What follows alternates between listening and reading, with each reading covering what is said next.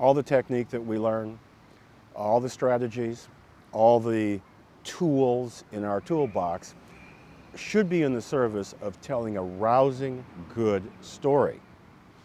And most stories have, a real family resemblance. There's a lot that they have in common. And the one thing they have in common is a character who has a conflict. Now, what does that mean?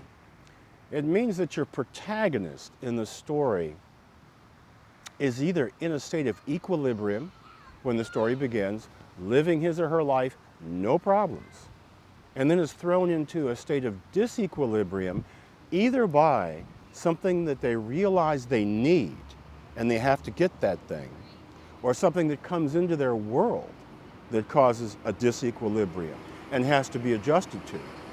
So the character will grapple with that. Now, the way I always told my students how to deal with this is to think about it this way. This is not a pedestrian moment in the life of your character. Rather, this is a moment that you've chosen to dramatize with this conflict for this person, precisely because the character is living for high stakes, maybe for the first time in his life or her life. They have to make a decision. They have to act. And whatever that decision is or that action is, it's going to change their life.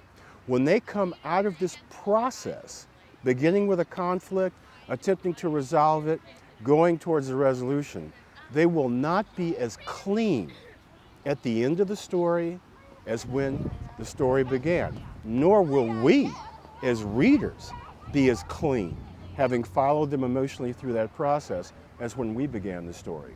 So every major character, protagonist, is a character who's in the process of evolution and change. That differentiates the major character from the flat character, somebody who might just sell that person a newspaper. We don't have that character with that kind of an arc. So you begin with a conflict, you complicate it. Somebody needs something, you put things in their way so that that character doesn't get it too easily, or the story is over. So that's how I would begin to describe it.